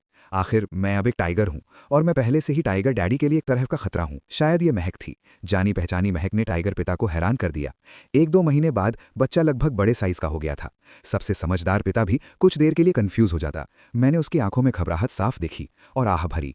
मैंने धीरे से अपना सिर नीचे किया और पीछे हट गया। अपने साथ लाए जंगली सुअर को दे दिया, ये दिखाते हुए कि मेरा कोई और इरादा नहीं था। टाइगर पिता आगे बढ़ा, मेरे शिकार को दिखाते हुए। उसकी आंखें शिकार और मेरे बीच इधर उधर घूम रही थी। मैंने सब्र से इंतजार किया, जल्दी नहीं थी। आखिर ये कोई अजीब बात नहीं थी कि बेटा पिता हो और साइबेरियन टाइगर्स के बीच राजा बनकर इलाके पर दावा करे। लगभग 1 घंटे तक चले टकराव के बाद टाइगर पिता ने आखिरकार अपना फैसला कर लिया। वो कुछ कदम आगे बढ़ा, मेरे फर को सहलाया, धीमी आवाज में गुर्राया और फिर मुड़कर मेरे साथ लाए जंगली सुअर को लेकर चला गया। हालांकि अब उनका मेरे प्रति पहले जैसा प्यार भरा रवैया नहीं रहा, फिर भी उन्होंने मुझे कुछ समय के लिए अपने इलाके में रहने दिया। उनका रिएक्शन उम्मीद के मुताबिक और अनएक्सपेक्टेड दोनों था। मैंने सोचा था कि मुझे बेरहमी से भगा दिया जाएगा या सजा दी जाएगी, लेकिन उन्होंने मुझे कुछ छूट दी और उनका बर्ताव इतना सीधा नहीं था। शायद इस समझौते में मेरे लिए पिता के प्यार का उनका आखिरी काम था, लेकिन मुझे पता था कि मजबूत बनना निश्चित रूप से सही काम है और भले ही इसका मतलब अपने माता पिता से अलग होना हो, मुझे इसका कभी अफसोस नहीं होगा। मैं अपने पिता के इलाके से लड़खड़ाते हुए गुजरा। उस पल मुझे अकेलापन महसूस हुआ। शायद हर साइबेरियन टाइगर ने ऐसे पल महसूस किए होंगे। मेरे माता पिता की मदद के बिना मेरी दुनिया बहुत बड़ी होती। अपने पिता की इजाज़त मिलने के बाद मुझे भरोसा था कि सर्दी आने पर मैं भूखा नहीं मरूंगा। अपना मकसद पूरा करने के बाद मैंने वापस जाने का फैसला किया। मैं थोड़ी दूर आगे एक खुली जगह पर चला गया। अचानक एक तेंदुए की लाश दिखाई दी। बेचैनी की एक तेज भावना ने मुझे तुरंत मुड़कर दूसरी दिशा में भागने पर मजबूर कर दिया। हालांकि मुझे अपने आसपास का होश नहीं था, फिर भी मैंने अपने मन की सुनी और तेजी से उस ओवरलैपिंग एरिया को पार करते हुए टाइगर मदर के इलाके में घुस गया। जैसे ही मैंने राहत की सांस ली, मेरी रीढ़ की हड्डी में एक ठंडक दौड़ गई। एक भालू बाघ मुझे बेपरवाह नजरों से घूर रहा था। मैंने जबरदस्ती अपने शरीर में होने वाली कांपने की आवाज को रोका। वो भालू बाघ मेरे निशानों पर नजर रख रहा था। मुझ पर डर की एक लहर छा गई। अगर मैं जरा भी धीमा होता तो अब तक मैं एक लाश बन चुका होता। भालू की मौत जैसी बेपरवाही का सामना करते हुए मैं पीछे नहीं हटा, बल्कि उसके सामने खड़ा रहा, उसी नजर से जवाब दिया। मैंने चुपचाप इस खतरे को याद किया और बड़ा होने पर इसका बदला लेने की कसम खाई। लेकिन अचानक मेरे दिल में एक बेचैनी उठी जो अभी अभी शांत हुई थी। फिर जंगल में एक गुस्से वाली चीख गूंजी जो सीधे उस जगह की ओर बढ़ रही थी जहां 2 अनाथ टाइगर के बच्चे टाइगर 1 और टाइगर 2 छिपे हुए थे। धत तेरी की! मैंने चौंक कर सोचा और फिर पूरी तेजी से गुफा की ओर भागा। उस पल गुफा के सामने की जमीन कांपी, मेरा रास्ता रोक दिया, क्योंकि माँ बाघिन अपने रोए खड़े करके खड़ी थी। माँ बाघिन कितना भी दहाड़े, छोटा भाई आगे खड़ा रहा, हिलने से मना कर दिया। मेरी आखिरी सलाह याद करके उस छोटे भाई ने पहली बार अपनी माँ पर दहाड़ा। माँ बाघिन उसकी धीमी दहाड़ से हैरान रह गई। उसे यकीन नहीं हो रहा था कि उसका बच्चा इस तरह बर्ताव करेगा। उसके लिए ये बहुत शर्म की बात थी। अपने बेटे के बार बार रोकने से गुस्सा होकर उसने अपना जोरदार पंजा उठाया और 10 मीटर दूर छोटे भाई को थप्पड़ मार दिया। फिर माँ बाघिन एक एक करके बड़े भाई और छोटे भाइयों के पास पहुंची। हालांकि मैं ठीक समय पर पहुंचा। माँ बाघिन के सामने खड़ा होकर मैंने तुरंत चेतावनी देते हुए दहाड़ा। मैं अपनी माँ से तब तक नहीं लड़ना चाहता था जब तक बहुत जरूरी ना हो। हालांकि बाघिन माँ ने मेरी चेतावनी को नजरअंदाज कर दिया और मेरे कंधे पर काटने के लिए अपना मुंह खोल दिया। बाघिन माँ के हमले का सामना करते हुए मैंने विरोध नहीं किया। शायद खून की गंध से उत्तेजित होकर बाघिन माँ का शुरू का गुस्से वाला भाव धीरे धीरे नरम पड़ गया। आखिर बाघ भी अपने बच्चों को नहीं खाते। वो अब भी अपने परिवार के आखिरी निशान को संभाल कर रखती थी, लेकिन उसे समझ नहीं आ रहा था कि उसका बेटा घुसपैठियों के बच्चों की मदद क्यों करेगा। बाघिन माँ के हाव भाव बदलते रहे और आखिरकार उसने कोई फैसला कर लिया। उसने आखिरी विदाई के तौर पर जोर से बाघिन की दहाड़ लगाई, फिर बिना पीछे देखे चली गई। छोटे बाघ को एहसास हुआ कि क्या हो रहा है और वो बाघिन माँ के पीछे भागा, लेकिन उसने उसे फिर से लात मारकर भगा दिया। ये सीन देखकर मुझे बहुत बुरा लगा। मुझे और मेरे भाई को हमारी माँ ने बेरहमी से भगा दिया था। हालांकि मैंने सोचा था कि एक दिन मेरे माता पिता मुझे भगा देंगे, लेकिन मुझे उम्मीद नहीं थी कि ये इतनी जल्दी हो जाएगा। लेकिन भविष्य के प्लान के लिए मुझे 2 बच्चों टाइगर बिग और टाइगर लिटिल की रक्षा करनी थी। अगर वो इस सर्दी में जिंदा रह गए तो मैं इस जंगल का भविष्य का पक्का राजा बनूंगा। वो अब यहाँ और नहीं रह सकते थे। हमें जल्द से जल्द एक सुरक्षित जगह ढूंढनी थी जो हमारे माता पिता के इलाके के पास हो, लेकिन दूसरे नर बाघ के इलाके से अलग भी हो। मुझे तीनों शावकों को एक टेम्पररी शेल्टर तक पहुंचाने में 2 घंटे लगे। ये पानी के स्रोत के पास था और एक नेचुरल चट्टान भी, शायद इसलिए कि वो अभी तक एडजस्ट नहीं हुआ था। टाइगर लिटिल अभी भी कंफ्यूज लग रहा था, लेकिन मैं उसे दिलासा देने के लिए और आगे नहीं गया। हर साइबेरियन टाइगर का अपना रास्ता होता है, लेकिन मैं चाहता था कि मेरे छोटे भाई की जिंदगी अलग तरह की हो। अब मुझे 3 शावक पालने हैं और मुझे ये पक्का करना है कि वो हर दिन एक ठीक-ठाक वजन का शिकार करे। बाकी 3 शावकों को शिकार की टेक्निक सिखाने की जिम्मेदारी भी मुझ पर आती है। थोड़ी देर आराम करने के बाद मैं तीनों शावकों के साथ निकल पड़ा, लेकिन जैसे ही हम माँ टाइगर के इलाके के किनारे पहुंचे, जंगल से अचानक शोर मच गया। मैंने तीनों छोटे शावकों को घास में छिपने के लिए कहा और जल्द ही ग्रे भेड़ियों का एक झुंड आ गया, जिनमें लगभग 20 बड़े और छोटे थे। हालांकि वे बड़े नहीं थे, लेकिन उनकी संख्या काफी थी। हमें नहीं पता था कि वे कहाँ जा रहे हैं, लेकिन बच्चों की सुरक्षा के लिए हमने इंतजार करने का फैसला किया। हालांकि प्लान हमेशा उम्मीद के मुताबिक नहीं होते। 2 या 3 भेड़िए अनजाने में हमारे छिपने की जगह की ओर बढ़ रहे थे। शायद झुंड वहां आराम करने का प्लान बना रहा था। शिकारी होने के नाते वे स्वाभाविक रूप से किसी भी संभावित घात लगाने वाली जगहों को देखना चाहते थे। मैंने बच्चों को जितना हो सके शांत रहने का इशारा किया। चारों ओर देखते हुए मेरे मन में एक इमरजेंसी प्लान था। अगर हमें पकड़ लिया जाता तो बच्चे चढ़ने के लिए एक ऊंचा पेड़ ढूंढ सकते थे। पीछे से कोई खतरा नहीं होगा। 1 दर्जन बड़े ग्रे भेड़ियों का सामना करने पर भी मुझे डर नहीं लगा। कई भेड़िए आगे बढ़े। कुछ कदम चलने के बाद वे अचानक रुक गए, जैसे उन्हें कोई ऐसी खुशबू आ गई हो जिससे वे डर गए हों। उनके हाथ पैर बेकाबू होकर कांपने लगे। ये देखकर मुझे पता था कि मैं अब और नहीं छिप सकता। इससे पहले कि ग्रे भेड़िए अपने साथियों को चेतावनी देने के लिए दहाड़ते, मैंने पहला हमला किया। चूंकि मुझे पकड़ लिया गया था, एक साइबेरियन टाइगर होने के नाते मुझे पहल करनी थी। ग्रे भेड़ियों ने तुरंत कई बार दहाड़े मारी, फिर जल्दी से खुद को बचाने के लिए इकट्ठा हो गए। अपनी संख्या का फायदा उठाकर वे बार बार चेतावनी देते रहे, मुझे डराकर भगाने की कोशिश करते रहे। एक जोरदार गहरी टाइगर दहाड़ सुनाई दी और अल्फा वुल्फ के अलावा, जो काफी शांत रहा, बाकी ग्रे भेड़िए घबरा गए। अल्फा वुल्फ ने अपने दांत दिखाते हुए पीछे हटने का कोई इरादा नहीं दिखाया। बदकिस्मती से उसने कभी सोचा भी नहीं था कि मैं एक साइबेरियन टाइगर हूं जिसमें इंसानी आत्मा है, जिसका कोई अंदाजा नहीं लगाया जा सकता। मैं झुंड में घुस गया, अपने पंजे के एक ही वार से अल्फा पर हमला कर दिया, जिससे वो उड़ गया। मैं रुक गया क्योंकि मैं भूरे भेड़ियों के झुंड से घिरा नहीं रहना चाहता था। ये देखकर भेड़ियों की हिम्मत नहीं हुई और वे और देर तक नहीं रुक सके। अपनी पूंछ पैरों के बीच दबाकर चारों तरफ भाग गए। पेड़ पर इंतजार कर रहे 3 छोटे भेड़िए तने से नीचे उतर आए। उनके लिए मैं एक बड़े साइबेरियन टाइगर से भी ज्यादा खतरनाक था। उनकी आंखें तारीफ से भरी थीं। मैंने धीरे से गुर्राया। मेरी नज़र जिस तरफ भूरे भेड़ियों का झुंड गया था, वहां जाते हुए मेरे अंदर अजीब तरह से एक मुश्किल का एहसास हुआ। इस नरक जैसी जगह पर आने के बाद से मैंने अपने आसपास शिकारियों और शिकार की बहुत ज्यादा मौजूदगी देखी थी। मैंने पहल करने का फैसला किया। अपने माता पिता की नकल करते हुए इस छोटे से इलाके में गश्त की और उन छोटे और मीडियम साइज के शिकारियों को भगाया जो खाने के लिए मुझसे मुकाबला कर रहे थे। मैं अपनी गुफा में वापस आया, थोड़ी देर के लिए लेट गया और अपनी एनर्जी फिर से भर ली। इस इलाके को देखते हुए, जो अभी मेरा नहीं था, मेरे अंदर अभी भी कुछ करने की चाहत की लहर उठ रही थी। इस पल से मैं मरे हुए आदमी के तौर पर अपने आगे के रास्ते की नींव रखना शुरू करूंगा, जिसकी शुरुआत अपने छोटे से परिवार से होगी। अपने साथियों के साथ मैंने ऑफिशियली अपनी पेट्रोलिंग शुरू कर दी। हालांकि मेरा डर एक बड़े साइबेरियन टाइगर जितना नहीं था, आज मैंने उन हेड हंटर्स को भगाने और अपनी टाइगर जैसी ताकत दिखाने का पक्का इरादा कर लिया था। ऐसा करने से मेरे मम्मी पापा नाराज हो सकते हैं, लेकिन मुझे ज्यादा परवाह नहीं थी। आखिर इस सर्दी के बाद इस इलाके में मेरे लिए कोई जगह नहीं होगी। आज फिर से इलाके में पेट्रोलिंग करते हुए मुझे एक ऐसा अनुभव हुआ जो मुझे पहले कभी नहीं हुआ था। शायद मेरी टाइगर की दहाड़ बहुत तेज थी, क्योंकि इससे आखिरकार मेरे मम्मी पापा चौंक गए, जो दूर मेरे पापा के इलाके में अपने हनीमून पर थे। मेरे पापा समझ गए कि मैं क्या कर रहा हूं और अपनी नाराजगी निकालने के लिए टाइगर की दहाड़ लगाई। मैंने टाइगर डैड की चेतावनी को दिल पर ले लिया। आखिर मैं उनका बेटा हूं और जब तक मैं कुछ ऐसा नहीं करूंगा जो लाइन पार करे, वे मेरे साथ कुछ नहीं करेंगे। इसके अलावा टाइगर डैड अभी अपने हनीमून पर हैं और उनके पास इन चीजों के लिए टाइम नहीं है। अभी उनके लिए बच्चे पैदा करना सबसे जरूरी चीज है। जब टाइगर डैड ने चेतावनी के तौर पर दहाड़ लगाई तो मेरा भी मन किया कि मैं वापस जाऊं। उस पल मुझे समझ आया कि साइबेरियन टाइगर बड़े बच्चों के साथ घोंसला क्यों बनाते हैं। सच में बागी बच्चे। हालांकि मैं लगभग एक बड़े टाइगर के साइज का हूं, लेकिन हमेशा कुछ जानवर ऐसे होते हैं जो डरते नहीं हैं। पास ही एक छोटी पहाड़ी पर 2 तेंदुए एक साथ बैठे थे, दूर से मुझे पेट्रोलिंग करते हुए देख रहे थे। थोड़ी देर उन्हें ध्यान से देखने के बाद मैंने अपने सामने वाले दोनों तेंदुओं को तुरंत पहचान लिया। पहले जब टाइगर डैड मुझे और मेरे छोटे भाई को इलाके में पेट्रोलिंग पर लेकर गए थे, तो उन्होंने एक तेंदुए को मार डाला था। ये तेंदुआ हमारे सामने वाले भाइयों में से एक था। शायद पहाड़ों की मुश्किलों की वजह से उनका ऑरा बहुत ज्यादा कंट्रोल में आ गया था, या शायद टाइगर डैड की मौजूदगी से डरकर उन्होंने तुरंत मुझ पर हमला नहीं किया। हालांकि मैंने अपने परिवार के लिए उनकी नफरत को कम करके आका था। जैसे ही अंधेरा हुआ, मैं अपने 3 छोटे भाइयों को गुफा में वापस ले गया। 2 तेंदुए धीरे धीरे जंगल से निकले और मेरा रास्ता रोक लिया। मुझे नहीं पता कि इन 2 बचे हुए लोगों में मेरे बाघ की ताकत को चुनौती देने की हिम्मत कहां से आई। मैं इस उकसावे का फायदा उठाकर उन्हें एक मिसाल बनाऊंगा। बचे हुए दोनों तेंदुए मुझे पहचान गए। आखिरकार उनके बाघ पिता ने उनके भाइयों को मारा था, इसलिए उनके लिए मुझसे यानी उनके बच्चे से बदला लेना तो बनता ही था। मैंने अपने बाघ भाइयों को पीछे से बचाया और दूर खड़े 2 तेंदुओं पर ऐसे दहाड़ा जैसे कोई राजा किसी चुनौती का इंतजार कर रहा हो। हालांकि मैं आम बाघ के बच्चे से बहुत बड़ा था, फिर भी तेंदुए भाइयों ने मुझे गंभीरता से नहीं लिया। वे मेरे दोनों ओर एक साथ खड़े थे।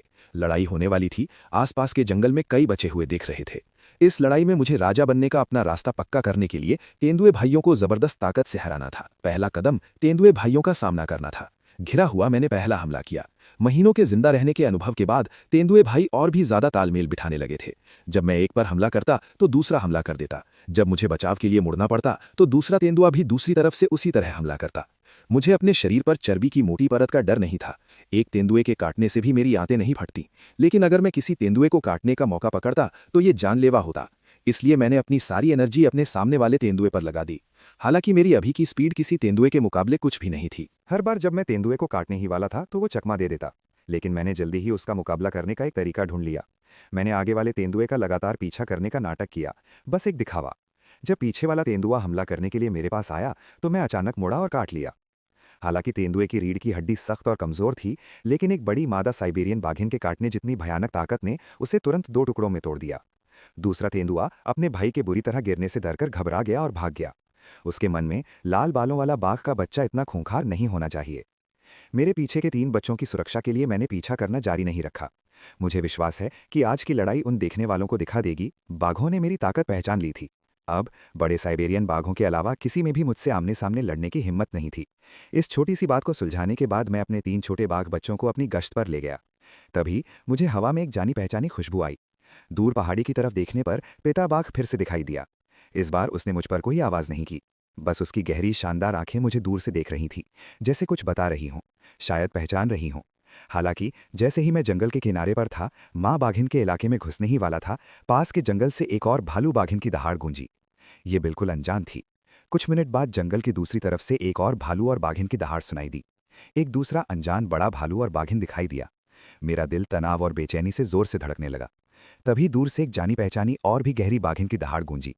जैसे किसी याद से मैंने आखिरकार राहत की सांस ली। टाइगर डैड, जो अपने जमाने में एक भालू और बाघिन थे, मेरे गवाह थे। बाहर के दूसरे भालू और बाघ उस इलाके में घुसने की हिम्मत नहीं करते थे जब तक कि टाइगर डैड लड़ाई हार न जाएं। लेकिन ये नामुमकिन था। साइज और ताकत के मामले में टाइगर डैड बड़े साइबेरियन बाघों के मौजूदा ग्रुप से मजबूती से ऊपर थे। थोड़ी देर हिचकिचाने के बाद मैंने इलाके के किनारे किनारे चलने का फैसला किया। पहले, माँ बाघिन के इलाके की सबसे बड़ी बाघिन होने के अधिकार का सम्मान करना। दूसरा, मैं नए आए बड़े भालू को देखना चाहता था। ये शायद एक जवान घूमता हुआ बड़ा भालू था जो इलाके पर कब्जा करने के लिए जगह ढूंढ रहा था, या शायद किसी मौजूदा इलाके के बाघ के इलाके के किनारे आकर उसे दहाड़ मारकर उकसा रहा था। अगर भालू जवाब नहीं देता या उम्र और कमजोरी के लक्षण दिखाता तो मैं मौके का फायदा उठाता। उस अनजान भालू को अपनी आंखों से देखने और उसकी ताकत का अंदाजा लगाने से मुझे भविष्य के लिए प्लान बनाने में मदद मिलती। मैं जितना आगे बढ़ता, मेरी बेचैनी उतनी ही बढ़ती जाती। एक बाघ का अंदाजा अक्सर बहुत सही होता है, इसलिए मैंने छोटे बाघ को बड़े बाघ के आगे चलने को कहा। टाइगर 2 और मैं दूसरी दिशा में आगे बढ़े, जबकि मैं उस दिशा में आगे बढ़ा जहां से बाघ की दहाड़ आई थी। सच में 2 किलोमीटर से भी कम चलने के बाद मैंने पेड़ों के बीच से फुर्तीला बड़ा साइबेरियन बाघ देखा। मेरे अंदर लड़ने की एक तेज इच्छा जाग उठी। शायद कुछ महसूस करते हुए साइबेरियन टाइगर ने मेरी तरफ सावधानी से देखा, यहां तक कि मेरे छिपने की जगह के पास से गुजरते हुए भी। हालांकि वो हाल ही में बड़ा हुआ था, लेकिन इस समय उसका वजन, ताकत और काटने की ताकत सब मुझसे कहीं गुना ज्यादा थी। अभी लड़ने के लिए दौड़ना साफ तौर पर बेवकूफ़ी होगी। अपनी लड़ने की इच्छा को दबाते हुए मैंने टाइगर को अंदर से देखा। मैं आगे निकल गया था और अगर मेरे पास बस 6 महीने और होते तो मैं इस जंगल में अजेय होता। उस समय मुझे बिल्कुल पता नहीं था कि मेरा लड़ने का जोश और मजबूत होता जा रहा था, जिससे मुझे इंसान जैसा महसूस नहीं हो रहा था। मेरी माँ टाइगर अंडे देते समय मेरे पिता के साथ हुए हादसे को लेकर परेशान थी, इसलिए मैं उसके इलाके में शिकार कर रहा था, जो मेरे और मेरे 3 बच्चों के गुजारे के लिए काफ़ी था। उस दिन जब मैं 3 बच्चों को शिकार करने की टेक्निक सिखा रहा था तो कुछ अजीब हुआ।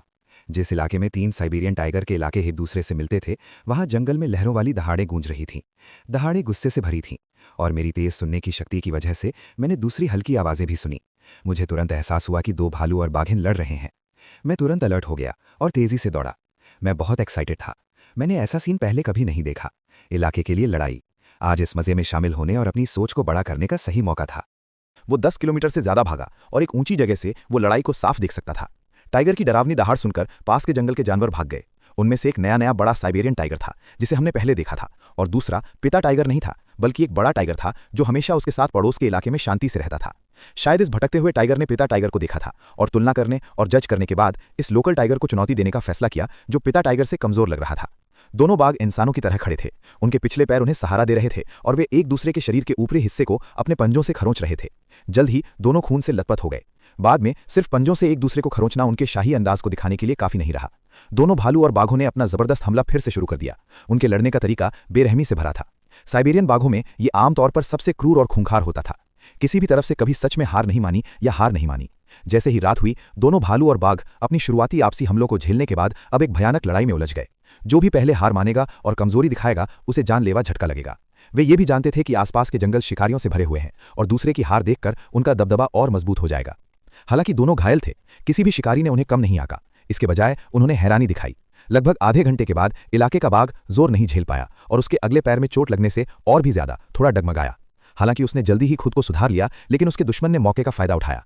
एक झपट्टा मारकर नए बने इलाके के बाघ को घुमक्कड़ ने पकड़ लिया। कोई सस्पेंस नहीं था। साइबेरियन बाघों में भी बाघ दूसरे बड़े साइबेरियन बाघ के काटने की ताकत का सामना नहीं कर सका। जीतने वाला सामने आ गया था और नया बना इलाका। मेरा हाथ एक बार फिर इस युवा साइबेरियन भालू बाघ पर पड़ा। इस हारे हुए साइबेरियन बाघ ने हारने वाले की किस्मत को साफ साफ दिखाया। इसलिए मैं चुपचाप लेटा रहा, ताकत जमा करता रहा। तब तक इंतजार करता रहा जब तक मैं राजा बनने के अपने रास्ते पर चलने के लिए काफी मजबूत ना हो जाऊं, अलग अलग इलाकों को चुनौती दूं और राजाओं का राजा बन जाऊं। मैं अपने पिता से भी ज्यादा मजबूत बनना चाहता हूं, बड़े जंगल पर राज करना चाहता हूं, इंसानों से सीखकर साइबेरियन बाघों का राजा बनना चाहता हूं, उन्हें एक एक करके हराना चाहता हूं, उन्हें इलाके देना चाहता हूं और उनसे अपने हुक्म मनवाना चाहता हूं।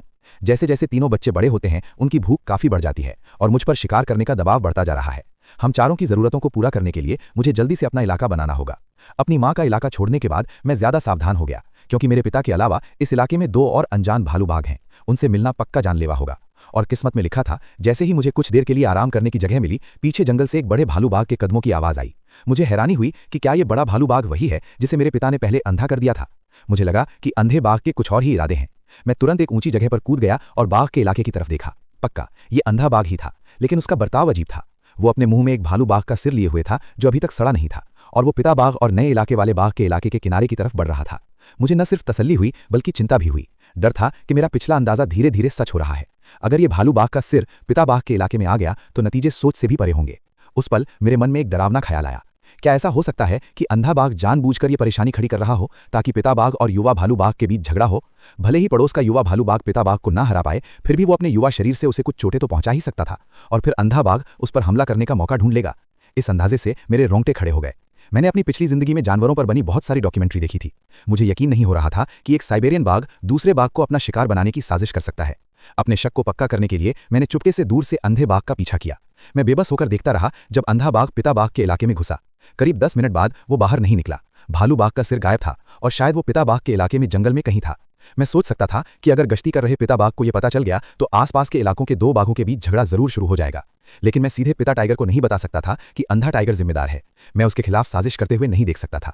हालांकि जैसे ही मैं पिता टाइगर के इलाके में घुसने वाला था, एक गुस्सैल वाली टाइगर की आवाज सुनाई दी। धत तेरी की! वो आवाज साफ तौर पर टाइगर के पिता की थी।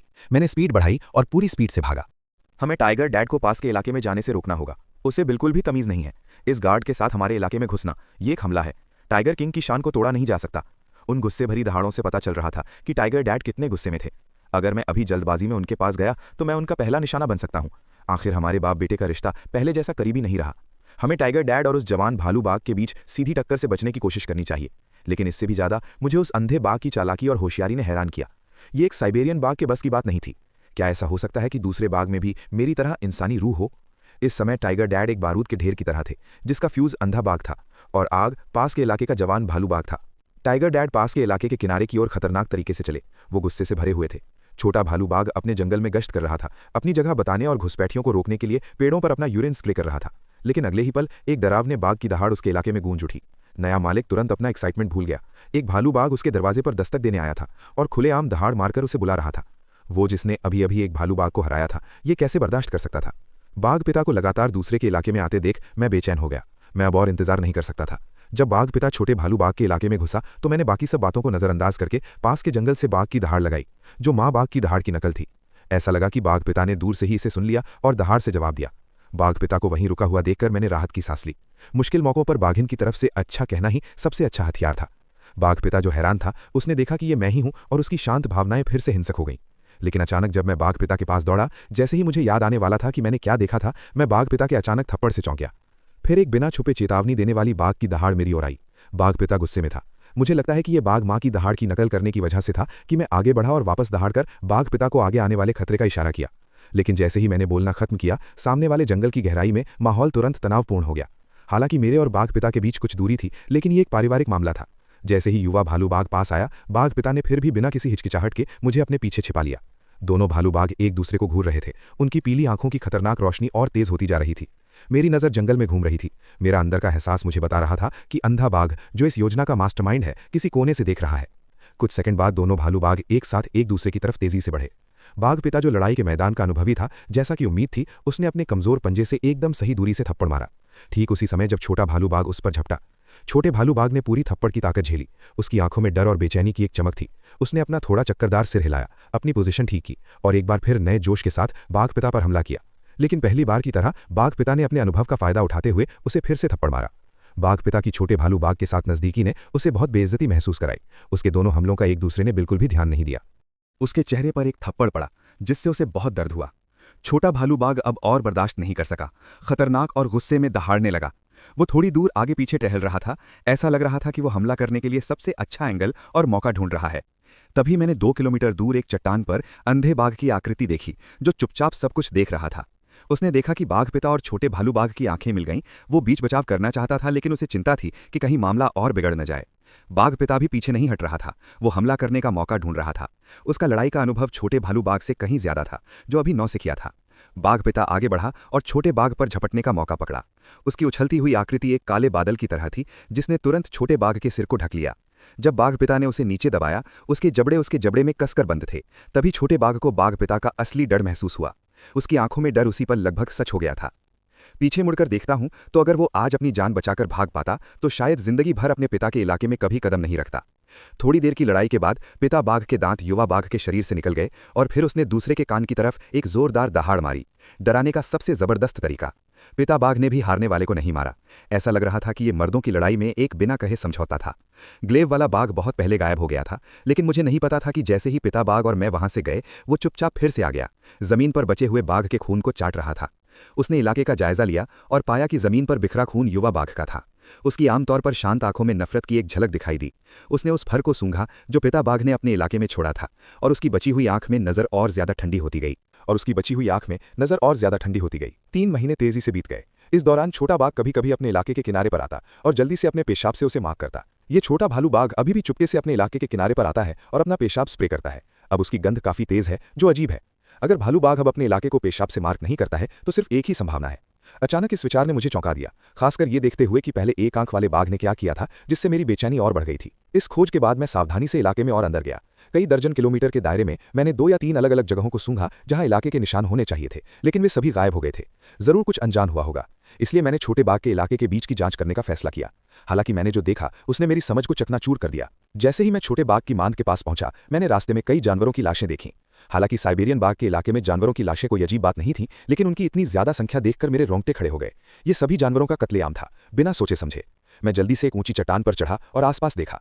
1-2 किलोमीटर के अंदर सैकड़ों जानवरों की लाशें थीं।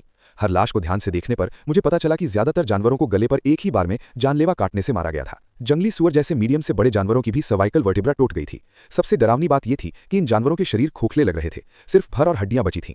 अभी के मौसम और जानवरों की लाशों के सड़ने की हालत को देखते हुए इन जानवरों को पिछले 2 हफ्ते के अंदर मारा गया होगा।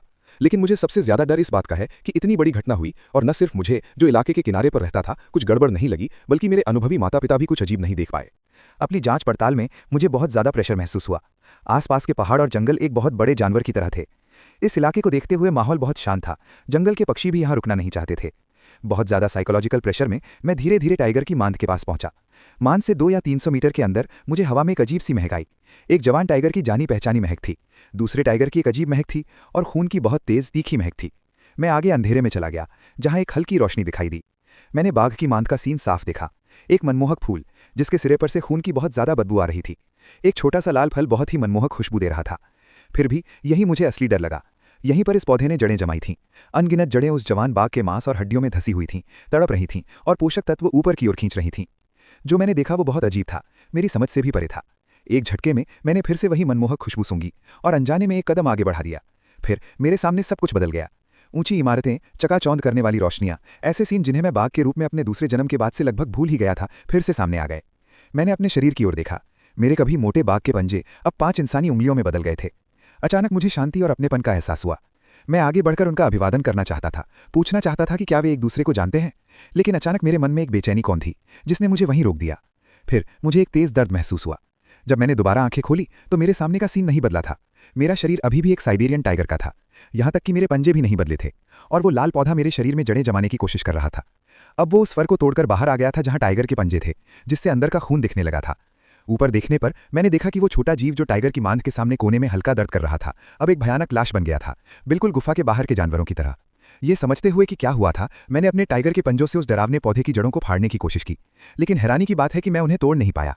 फिर मैंने पौधे की जड़ों को जोर से काटा। मेरे दांत पूरी ताकत से काम कर रहे थे और खुद को उस डरावने पौधे को चबाने के लिए मजबूर कर रहा था जो मेरे मुंह के चारों ओर था। अचानक मेरे शरीर में एक गर्म एहसास हुआ। बिना सोचे समझे मैं बस इस अजीब और डरावनी जगह से जितनी जल्दी हो सके भाग जाना चाहता था। क्योंकि बाघ के पंजे उसकी लताओं से चुभ गए थे, इसलिए मैं उन्हें छुड़ा नहीं पाया। आखिर में मैंने जोर से झटका दिया और पूरा पौधा अपने साथ घसीटते हुए बाघ की मान से बाहर भागा। अपनी बेचैनी को दबाते हुए मैं तब तक नहीं रुका जब तक मैं बाघिन के इलाके में नहीं पहुंच गया। ये याद करते हुए कि मैंने अभी अभी इस प्यारे पौधे का थोड़ा सा हिस्सा निगला था, मैंने एक और टुकड़ा खाया। मेरे मुंह में तुरंत एक तेज खुशबू भर गई और उस अजीब पौधे का टेक्सचर अचानक पत्थर जैसा सख्त हो गया। उसी पल मेरे अंदर की रहस्यमयी शक्ति उमड़ पड़ी। पौधे की सख्ती एक पल में गायब हो गई। उस प्यारे पौधे से निकलने वाली सनसनी के बाद मैंने उसे अपने पेट में डाल लिया। मेरे अंदर की रहस्यमयी एनर्जी तुरंत बेचैन हो गई, सामान्य से 10 गुना ज्यादा एक्टिव, लगातार मेरे पूरे शरीर में घूम रही थी। मैं अपने शरीर में हो रहे बदलावों को साफ महसूस कर सकता था। इस चीज के अंदर का लिक्विड असल में मेरे अंदर की रहस्यमयी एनर्जी को काफी बढ़ा रहा था। बढ़ती ताकत का ये एहसास मदहोश कर देने वाला था। उस पल एक आंख वाला बाघ चुपचाप बाघ की मांद में लौट आया, लेकिन उसे जल्दी ही एहसास हो गया कि कुछ गड़बड़ है। जिस लाल पौधे का वो इतना दीवाना था वो गायब हो गया था। उसने बाघ की मांद के आसपास ढूंढा और धीरे धीरे कुछ सुराग मिले, अपनी ही तरह के जानवर की खुशबू। फिर एक आंख वाले बाघ ने उस खुशबू का पीछा किया। साफ था कि एक आंख वाले बाघ का हाल ही में गायब होना इसी पौधे से जुड़ा था। इस पल मैंने भी पौधे को पूरी तरह निगल लिया। इस बड़े हुए शरीर में न सिर्फ नाक और कानों के साथ सेंस की एक बड़ी रेंज थी, बल्कि इसकी स्पीड और ताकत भी काफी बढ़ गई थी, जो एक आम बड़े नर बाघ के लेवल तक पहुंच गई थी। मैंने खुद भी इस पर ध्यान नहीं दिया था। दौड़ने के दौरान मेरे शरीर में कई अजीब बदलाव हुए। ऐसा लगा जैसे ये एवोल्यूशन हो रहा हो। मेरे शरीर में एक अजीब अजीब सी फीलिंग फैल गई। धीरे धीरे मुझे एहसास हुआ कि मेरी हालत और भी अजीब होती जा रही है। मेरी हिम्मत नहीं हुई कि मैं जंगल में रुकूं और पूरी तेजी से बाघ की मांद की तरफ दौड़ा, लेकिन एक चक्कर आने वाला नशीला एहसास और भी मजबूत होता गया। कुछ ही किलोमीटर में वो दर्जनों पेड़ों को तोड़ता हुआ निकल गया। पीछे भाग रहे एक आंख वाले बाघ ने यह देखकर कोई हैरानी नहीं दिखाई, जैसे उसने पहले भी ऐसे ही बदलाव देखे हों। 7-8 मील और पीछा करने के बाद एक आंख वाले बाघ के चेहरे पर उलझन बढ़ गई। इस समय उसे मेरी पहचान का पक्का यकीन हो गया था। वो कुछ देर जंगल में खड़ा रहा, सोच में डूबा रहा और फिर पीछा जारी रखने का विचार छोड़ दिया। भले ही उसने उस अजीब पौधे को बाहर निकालने के लिए अपनी जान जोखिम में डाल दी थी और अपनी ताकत बहुत बढ़ा ली थी, फिर भी उसे भरोसा नहीं था कि वो उसे हरा पाएगा। होश में आने के बाद दोनों छोटे बच्चों को वो रेंगता हुआ पौधा कुछ सुंदर भी लगा। वे उसे और करीब से देखने के लिए कुछ कदम आगे बढ़े। छोटा बाघ भाई शुरू में उस चीज को देखकर चौंक गया, लेकिन फिर उसमें उसकी गहरी दिलचस्पी बढ़ गई। तभी मजबूत ताकतवर पंजों की एक जोड़ी नीचे गिरी। उस अजीब पौधे की जड़ें छोटे बाघ को छूने से बस कुछ सेंटीमीटर दूर थीं। उस जरूरी पल में मेरे बाघ के पंजे ने उसकी जान बचाई। मुझे अभी भी थोड़ा चक्कर आ रहा था। जैसे ही मैंने अपनी आंखें खोली, मुझे आगे का नजारा धुंधला सा दिखा। फिर बिना किसी हिचकिचाहट के मैंने अपना बाघ का पंजा उठाया और उसे नीचे पटक दिया। इस जबरदस्त शोर से मैं चौंक गया। भले ही मैंने अपना पंजा हल्का सा उठाया और नीचे पटका था, मेरा पंजा पहले ही मिट्टी में कई सेंटीमीटर तक धंस चुका था। मैं अपने बाघ के पंजे की ताकत से हैरान था और इस अजीब पौधे से निकलने वाले मीठे लिक्विड से भी उतना ही हैरान था। ऐसा लग रहा था कि ये लिक्विड ताकत बढ़ाने के लिए बहुत फायदेमंद था। जिस पल मैंने इस अजीब पौधे को देखा, मुझे एहसास हुआ कि ये कोई आसान बात नहीं है। शायद भविष्य में और भी अजीब चीजें होंगी। मजबूत बनने के लिए मुझे अब हर मौके का फायदा उठाना होगा, और ये अजीब पौधा शायद यही मेरे मौका था। मैंने उस अजीब पौधे पर नजर डाली जो पूरी तरह से कीचड़ में दबा हुआ था, और अपने पंजों से उसे पकड़ लिया। फिर मैंने उन 3 छोटे बच्चों को हटने को कहा और उस जगह पर गया जहां मैंने पहले जानवरों की लाशें फेंकी थीं। मुझे एक जंगली सूअर के पैर की हड्डी मिली और मैंने उस अजीब पौधे को उस पर रख दिया। कुछ नहीं बदला। पौधा अभी भी मरने का नाटक कर रहा था, जैसे वो सूख गया हो। मुझे लग रहा था कि उसमें अभी भी जान है। उसकी अभी की हालत तो बस एक नाटक थी। मैं चुपचाप उसके पास गया और धीरे से अपने नए चमकते हुए बाघ के दांतों को छुआ। एक खुली धमकी। मेरे अभी के साइज और बहुत ज्यादा बढ़ी हुई ताकत के साथ अगर चीजें सच में पहले जैसी हो गईं, इस अजीब पौधे को चबाते हुए मुझे डर था कि ये सच में मेरे बाघ के दांतों से टुकड़े टुकड़े हो जाएगा और पूरा निगल जाएगा। एक तेज साफ आवाज के साथ वो अजीब पौधा तुरंत नरम और सख्त हो गया। मेरी धमकी से उसकी जड़ें तेजी से जंगली सूअर के पैर की हड्डी के ऊपर जम गईं। मैंने ध्यान से पौधे की हालत देखी। उसकी जड़ें आसानी से सख्त हड्डी में घुस गईं और उसके न्यूट्रिएंट्स खींच लिए। पिछला सीन याद करके मैं सावधान हो गया। मैं सोचने लगा कि क्या इस चीज में इन खूबियों के अलावा कुछ और भी है। अगर ये जंगल में दिखी तो ये सभी जानवरों के लिए एक मुसीबत होगी।